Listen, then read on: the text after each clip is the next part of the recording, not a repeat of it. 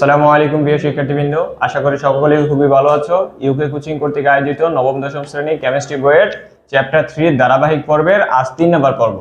গত ক্লাসে আমরা শিখতে পেরেছি রাদারফোর্ড পরমাণু মডেলের মতামত, তারপর হচ্ছে গিয়া সীমাবদ্ধতা। আর আজকে আমরা শিখবো হচ্ছে বোর পরমাণু মডেল। ওকে, বোর পরমাণু মডেলের ভিতরে তিনটি জিনিস আছে, তা হচ্ছে মতামত, সাফল্য আর সীমাবদ্ধতা।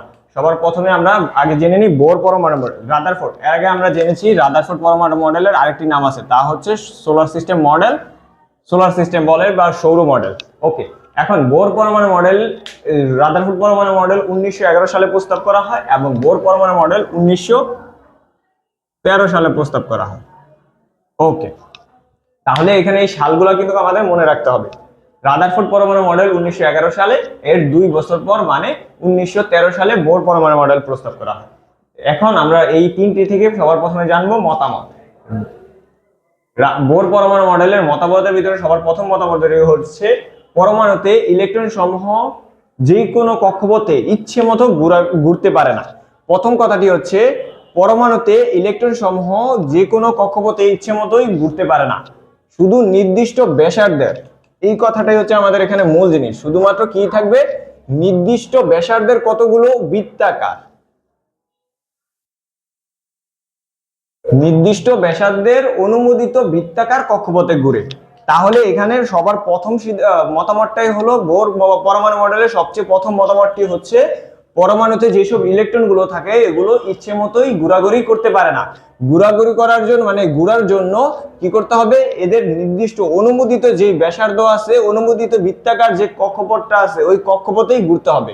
ওকে, 2 নাম্বারটা যদি আসি, বোর পরমাণু মডেল অনুসারে কোন শক্তি স্তরে ইলেকট্রনের কৌণিক ভরবেগ। এখানে ইলেকট্রন গুলো যে বিভিন্ন কক্ষপথে ঘুরতে হলে অবশ্যই ওদের একটা বেগ দরকার।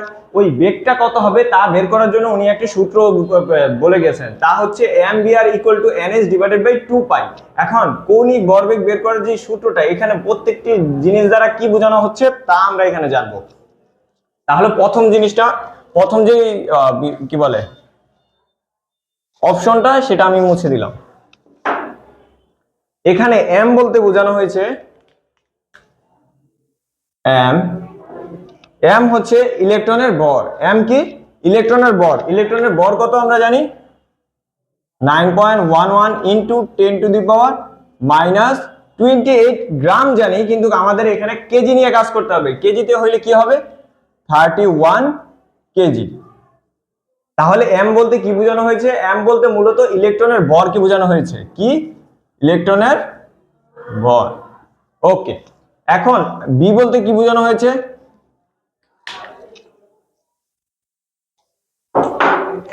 b মানে হচ্ছে যে বেগে ইলেকট্রনটি ঘুরতে থাকবে ওই বেগটাকে বলা হয়েছে b। তাহলে বেগ বলতে কি বুঝি আমরা?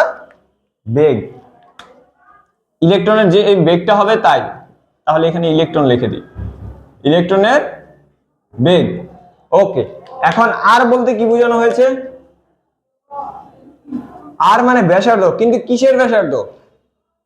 ইলেকট্রন যে কক্ষপথে ঘুরে এর থেকে পরমাণুর থেকে কেন্দ্র থেকে মানে নিউক্লিয়াস থেকে যে কক্ষপথ, ওই কক্ষপথের যে ব্যাসার্ধটা সেটাই হচ্ছে r। r বলতে ব্যাসার্ধকে বোঝানো হয়েছে, ব্যাসার্ধ। ওকে, এখন কথা হচ্ছে এখানে n আর h, n দ্বারা কি বোঝানো হয়েছে?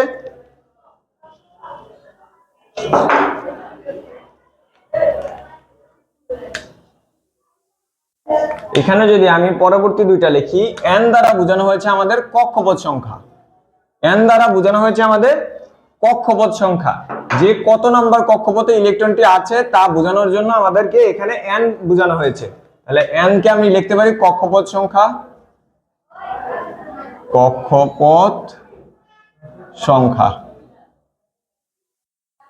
ওকে, এখন h দ্বারা কি বোঝানো হয়েছে? h এর মানটা আমাদের মুখস্থ থাকতে হবে। এখানে তাহলে দুইটা জিনিসের মান পাইলাম যেটা আমাদের মুখস্থ থাকতে হবে। একটা হচ্ছে ইলেকট্রনের ভর, যা হচ্ছে m = 9.11 × 10⁻31 কেজি। এখন h দ্বারা কি বোঝায়? h কে বলা হয় প্লাঙ্কের ধ্রুবক।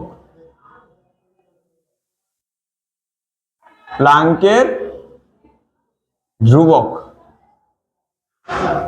এইচ কে বলা হয় প্লাঙ্কের ধ্রুবক। এই প্লাঙ্কের ধ্রুবকের একটা নির্দিষ্ট মান আছে, তা হচ্ছে 6.626 into 10⁻34 metre square KG per second. তাহলে প্লাঙ্কের ধ্রুবকের মান কত পাইলাম? 6.626 into 10⁻34 metre square KG per second. তাহলে এখান থেকে আমাদের এই অঙ্কটা যদি, এই সূত্রটা যদি কখনো প্রয়োগ করতে যাই, তাহলে অবশ্যই কি করতে হবে? আমাদের এই মানগুলো মুখস্থ থাকতে হবে। ওকে, এখন আমরা 3 নম্বরে আসি। কোন প্রধান শক্তি স্তরে ইলেকট্রন ঘোরার সময় কোন শক্তি শোষণ বা বিকিরণ করে না। এখন কথা হচ্ছে শোষণ কি আর বিকিরণ কি? শোষণ মানে গ্রহণ করা এবং বিকিরণ অর্থ ত্যাগ করা। এখানে শক্তির শোষণ আর বিকিরণ বলতে কি বোঝানো হয়েছে? যদি একই কক্ষপথে ঘুরতে থাকে, মানে এটা হচ্ছে আমাদের নিউক্লিয়াস। এই নিউক্লিয়াসকে কেন্দ্র করে যখন একটা কক্ষপথে কি থাকবে? এই একটা ইলেকট্রন এই কক্ষপথেই ঘুরছে, মানে 1 নাম্বার কক্ষপথেই ঘুরছে, মানে ওর যে কক্ষপথ সেই কক্ষপথেই ঘুরতেছে ইলেকট্রনটা। তাহলে কোনো শক্তির শোষণ বা বিকিরণ হবে না, কারণ তো নিজের অঞ্চলে আছে, এই কারণে কি হবে না? কোনো শক্তি শোষণ বা বিকিরণ করবে না। কিন্তু যদি কি হয়, নিম্ন শক্তি স্তর থেকে, নিম্ন থেকে কোথায় যায়? উচ্চ শক্তি স্তর। এখানে দুইটা জিনিস আছে, নিম্ন শক্তি স্তর থেকে যদি উচ্চ শক্তি স্তর যায়, তাহলে শক্তি কি হবে? শোষণ হয়। শক্তি কি হবে? শোষণ হয় বা শোষিত হয়। ওকে, এখন যদি আবার যদি উল্টাটা বলি, যে উচ্চ শক্তি স্তর থেকে আমি যদি নিম্ন শক্তি স্তরে যাই, তাহলে কি হবে? শক্তির বিকিরণ ঘটবে। কি ঘটবে? বিকিরণ। তাহলে যদি নিম্ন শক্তি স্তর থেকে উপরের শক্তি স্তরে যেতে চাই, তাহলে শক্তি কি করতে হবে? আমাদের শক্তি শোষণ করতে হবে, মানে গ্রহণ করতে হবে। আর যদি উচ্চ শক্তি স্তর থেকে নিম্ন শক্তি স্তরে যাই, তাহলে শক্তির বিকিরণ করতে হবে। এখন এই শক্তি শোষণ এবং বিকিরণের জন্য বোর আরেকটি সূত্র প্রদান করেছেন, তা হলো E=hc/λ। এখন আমরা এটাকেও মুছে দিতে পারি, তাহলে আমরা হচ্ছে এগুলাকে আবার কোনটাকে কি বলে তা আমরা বুঝতে পারবো। এখানে যদি আমি সূত্রটাকে E=hc/λ, এখন ই দ্বারা আমরা কি বোঝানো হচ্ছে? ই মানে তো এখানে দেওয়াই আছে, শোষিত বা মানে শক্তি। শোষিত, শুধুমাত্র শক্তি লিখে দিলাম আমি এখানে। এটা হবে হচ্ছে শোষিত বা বিকিরিত যে শক্তির পরিমাণ আছে তা। ওকে, এখন এইচ দ্বারা কি বোঝানো হচ্ছে এখানে? এই যে কি বলে 2 নাম্বার ইয়াতে আমরা পড়লাম mvr=nh/2π। ওখানে h কি বলছিলাম? প্লাঙ্কের ধ্রুবক। কি বলছি ওখানে? প্লাঙ্কের ধ্রুবক। তাহলে এখানে h মানেও প্লাঙ্কের ধ্রুবক। প্লাঙ্কের ধ্রুবক। ওকে, প্লাঙ্কের ধ্রুবকের মানটা কত বলছি? 6.626 into 10⁻34 metre square KG per second. এটা আমাদের মুখস্থ থাকতে হবে। এবং এখানে সি বলতে কি বোঝানো হয়েছে? সি বলতে কি বোঝানো হয়েছে? সি বলতে বোঝানো হয়েছে আলোর বেগ। আলোর বেগ। এখন আলোর বেগ কত? আমরা জানি আলোর বেগ 3 × 10⁸ মিটার পার সেকেন্ড। প্রতি সেকেন্ডে 3 লক্ষ কিলোমিটার যায়।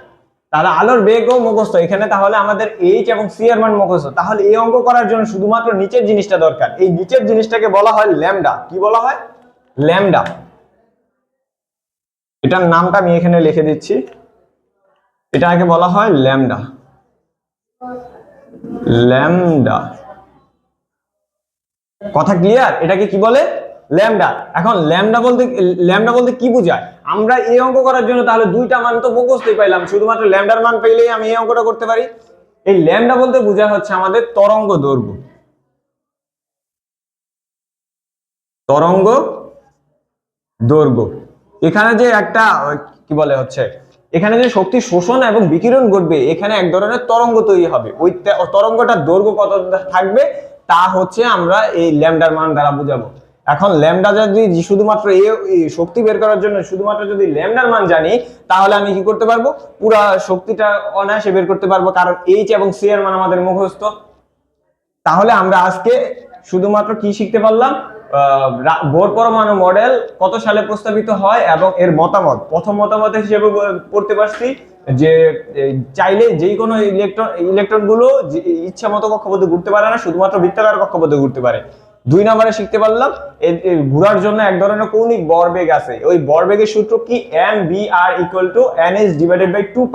এখন 3 নাম্বারটা হচ্ছে একই শক্তি স্তরে যদি ঘুরতে থাকে তাহলে শক্তির কোনো শোষণ বা বিকিরণ হবে না, কিন্তু নিম্ন থেকে যদি উচ্চতে যায় তাহলে শক্তি শোষণ হবে এবং উচ্চ থেকে যদি নিম্নতে আসে তাহলে শক্তির বিকিরণ ঘটবে। এই শক্তি শোষণ এবং বিকিরণের জন্য একটা সূত্র আছে E = hc/λ। এই এখানে সবগুলো দ্বারা কি বোঝায়, ই দ্বারা এনার্জি বা শক্তি, এস মানে প্লাঙ্কের ধ্রুবক যার মান হচ্ছে 6.626 × 10⁻34 মিটার স্কয়ার kg/সেকেন্ড। সি দ্বারা বোঝায় আলোর বেগ যা হচ্ছে 3 × 10⁸ মিটার পার সেকেন্ড। আর ল্যামডা, এটাকে বলা হয় ল্যামডা। ল্যামডা হচ্ছে তরঙ্গ দৈর্ঘ্য। আপনাদের বইয়ে হয়তো এইভাবে দেওয়া নাই, ওইটাকে দেওয়া আছে হচ্ছে, আপনাদের বইয়ে তো ডাইরেক্ট দেওয়া আছে h mu = ac/λ, এভাবে হয়তো দেওয়া আছে। এখন এটার আদি অবস্থায় হচ্ছে E = h mu লেখা যায়। আচ্ছা, এখান থেকে একটু এদিকে লক্ষ্য করেন, E = h mu hc/λ। তাহলে আমি কি এটা থেকে এটা লিখতে পারি না? এখন মিউ জিনিসটা কি, এখানে যদি মিউ নিয়ে একটু আলোচনা করি। আচ্ছা, এই মিউ হচ্ছে কম্পাঙ্ক, যাকে আমরা এফ দ্বারা এফ ও বলতে পারি। মিউ মানে কি? কম্পাঙ্ক। মিউ মানে কম্পাঙ্ক যার একক হচ্ছে হার্জ, যার একক কি? হার্জ। মিউ মানে কম্পাঙ্ক। এখন মিউর আরেকটা সূত্র আছে, যেই সূত্র থেকে এখান থেকে ভেঙে এখানে আসছে। মিউকে লেখা যায় mu = hc, mu sorry hc না, c/λ। Mu c/λ। এখন দেখেন সম্পূর্ণ কথা কি ক্লিয়ার? আপনাদের বইয়ে আছে h mu = ac/λ। এখানে আমি বুঝাচ্ছি হচ্ছে এই যে মিউ বলতে বোঝায় হচ্ছে কম্পাঙ্ক, এবং ac/λ কিভাবে আসছে, কারণ মিউ সমান যদি hc/λ হয় তাহলে এখানে প্রতিস্থাপন করলে h টা উপরে গুণ হয়ে যাবে c এর সাথে, hc/λ। এখন আপনারা যদি এভাবে পড়তে চান এভাবে পড়তে পারেন, এভাবে পড়তে চাইলে এভাবে পড়তে পারেন, আপনাদের যেভাবে ভালো লাগে সেভাবে পড়তে পারেন। এখন আমরা তাহলে পর্ব 3 এ কি বলে বোর পরমাণু মডেলের মতামত সম্পর্কে জানতে পারলাম। ইনশাআল্লাহ পরবর্তী ক্লাসে আমরা সাফল্য এবং সীমাবদ্ধতার বোর পরমাণু মডেলের সাফল্য এবং সীমাবদ্ধতা শেষ করব। ইনশাআল্লাহ পরবর্তী ক্লাসে আবার দেখা হচ্ছে। আসসালামু আলাইকুম।